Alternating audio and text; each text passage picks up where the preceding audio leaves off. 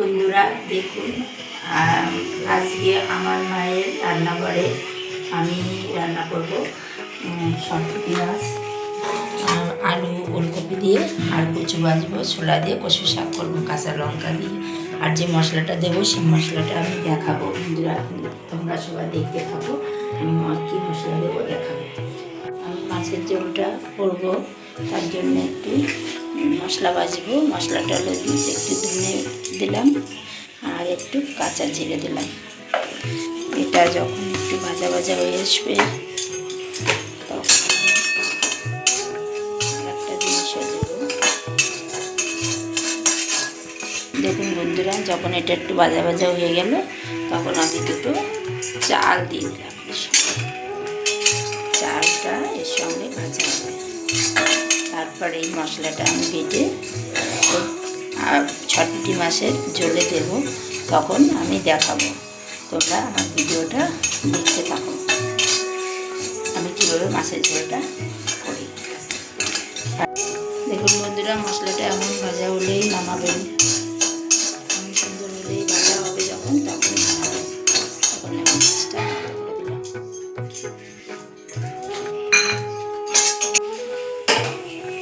দেখুন বন্ধুরা, আমি মাছটা ভাজার জন্য যে তেলটা কড়াইতে দিয়েছি, তেলটা গরম হয়ে গেছে, মাছটা দিয়ে দিলাম। এখন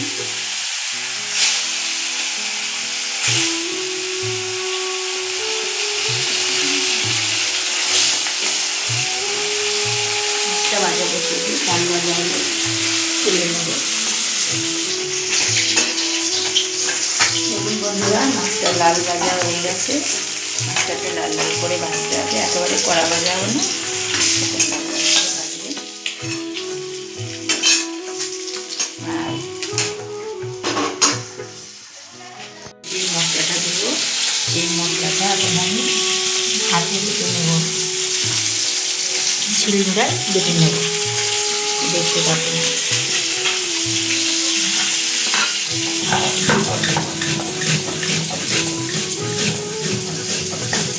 ভাজা মশলা তো তাড়াতাড়ি বাটা।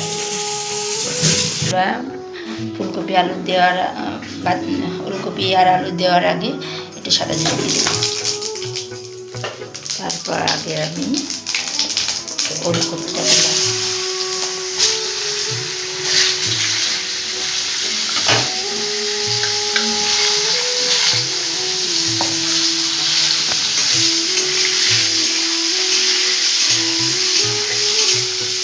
ওলকপিটা মেরে নেওয়ার পর আমি আলু দিয়ে দিলাম। কাঁচা লঙ্কাটা একটু পরে দেবো, কারণ এগুলো ভাজা হলে তারপর কাঁচা লঙ্কাটা দেবো। পরিমাণ মতো লবণ দিয়ে দেবো ভাজাটার ভিতরে।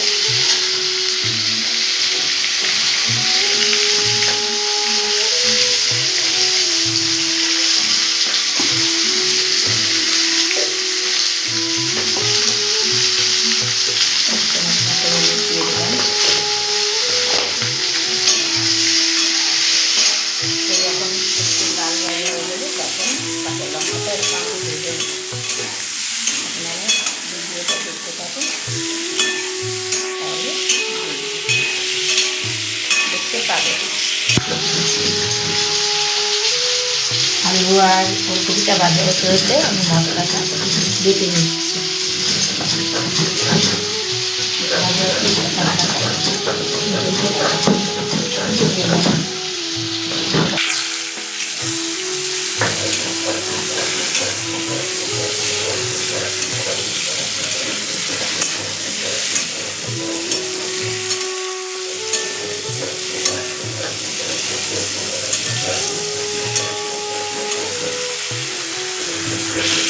মশলাটা বাটা হয়ে গেছে, এখন আমি মশলাটা বাটিতে তুলে নিচ্ছি।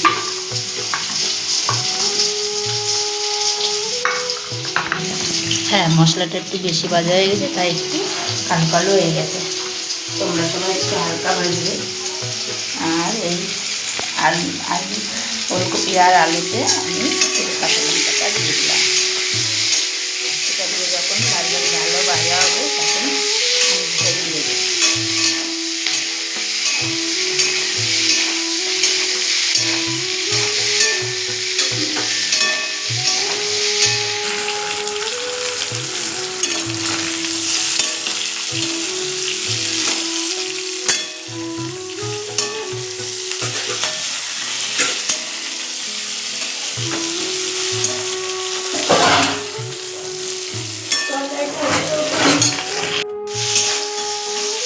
বন্ধুরা দেখুন ফুলকপি আর আলুটা ভাজা হয়ে গেছে।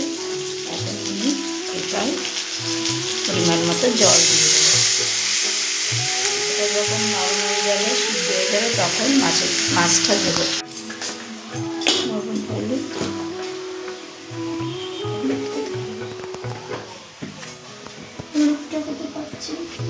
লবণ দিয়ে দিয়েছি বন্ধুরা। এবার হলুদটাও দিয়ে দেবো, পরিমাণ মতো হলুদ দিয়ে দেবে, যাতে তরকারিটা যতটা লাগে ততটা তোমরা দিয়ে দেবা।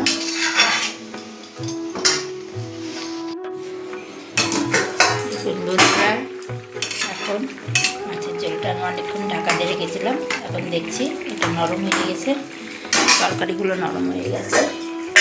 এবার আমি মশলাটা দিয়ে দেবো।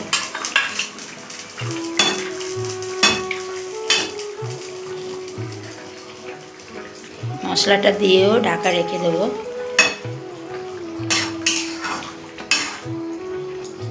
মশলাটা একটু বেশি ভাজা হয়ে গেছে।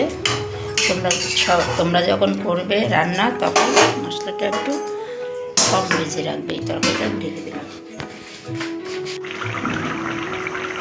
দেখুন বন্ধুরা, মাছের ঝোলটা রান্না করা হয়ে গেছে। এখন আমি একটা পাত্রে ঢালবো এটা। এই গ্যাসটাকে বন্ধ করে দিলাম। এবার একটা পাত্রে মাছের ঝোলটা ঢেলে নেব। এই দেখুন মাছের ঝোলটা বন্ধুরা, রান্না করে খেয়ে দেখব। বন্ধুরা আমি আজকে কচু শাকটা রান্না করবো। সে কচু শাকের জন্য ছোলা আর কচুর শাক, কাঁচা লঙ্কা দিয়ে 2টো সিটি দিয়ে দেবো। একটু লবণ হলুদ দিয়ে দেবো। ছোলা দিলাম, প্রথমে কচুর শাক দিলাম। জল দেওয়া লাগবে না, কারণ কচুর শাকের যে জলটা আছে সেই জলটাই সিদ্ধ হয়ে যাবে। একটু করে জল দেবে না বন্ধুরা, জল দিলে তাহলে অনেকটা জল বেশি। লবণ,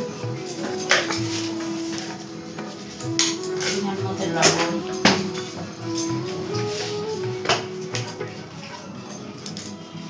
হালকা একটু হলুদ, আর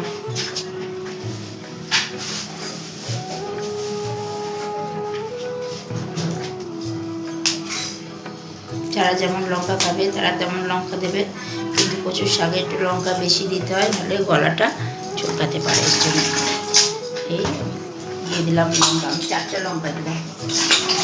এবার কুকার বন্ধ করে 2টো দিয়ে নেব। সব সিদ্ধ হতে থাকুক, তোমরা সবাই আমার ভিডিওটা দেখতে থাকো। দেখুন বন্ধুরা, কচুর শাক রান্না করবো। সেই কচুটাকে সিদ্ধ দিয়েছিলাম প্রেশার কুকারে, জল দিইনি, তাই এতটা জল বেরিয়েছে। আর তোমরা যারা ঘরে রান্না করে খাবে, জল দেবে না, কিন্তু শাকটাকে সিটি দিলেই জলটা বেরিয়েছে। শাকটা রান্না প্রথমে 2টো কাঁচা লঙ্কা দিলাম, তেজপাতা দিলাম, তারপর সাদা দিয়ে দিলাম। এরকম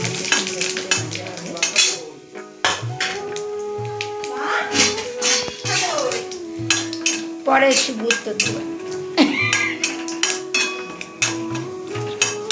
দেখুন বন্ধুরা, এবার কচুটা সিদ্ধ করা কচুটা আমি দিয়ে দিচ্ছি। এখন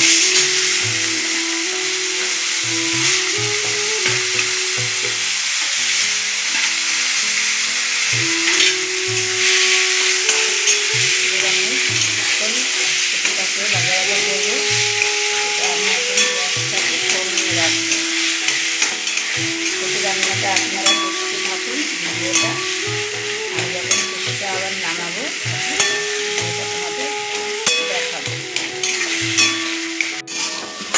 দেখুন বন্ধুরা, শাকটা নামাবো। এটা একটু হালকা চিনি দিয়ে নামাবো। হালকা চিনি দিয়ে নামিয়ে দেবো। রান্নাটা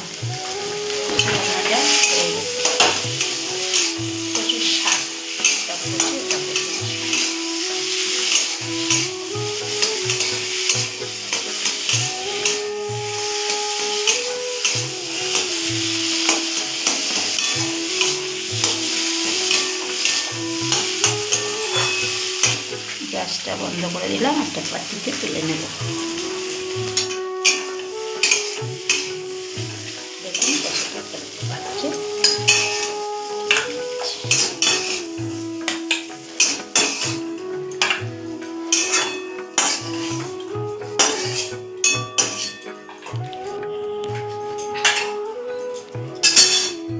কচু শাকটা রান্না হয়ে গেছে। এখন আমি বলেছিলাম কচুর শাক এবং কচু ভাজবো। এবারে কচুটাকে একটু হলুদ আর লবণ মাখিয়ে নেব।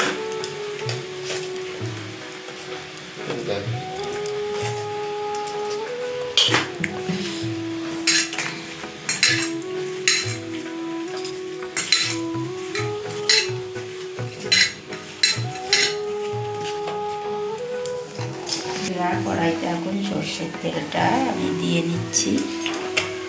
দিয়ে এবারে কচুগুলো দিয়ে দেবো। এগুলো যখন কচু শাকটা কাটবে তখন একটু মুখের কাছে এই কচুটা থাকে। এই কচুটা একটু লবণ হলুদ আর এর সঙ্গে একটু কাঁচা লঙ্কা ভেজে নেব। এই কচুটা দিয়ে যদি আপনারা রাস্তাতে খেয়ে দেখবেন যে কত সুন্দর লাগে। কচুটাকে আমি এখন লাল করে বানিয়ে যখন ভাজা হবে তখন আমি তোমাদেরকে দেখাবো, তোমরা ভিডিওটা দেখতে পাবো। কাঁচা লঙ্কাটা কিন্তু একটুখানি চিড়ে দেবে, কিংবা মুখের ওই সামনেটা ভেঙে দিলে আর চিড়ে লাগে না, নাহলে কিন্তু ভাজা বসাই দিলেই লঙ্কাটা ফাটবে।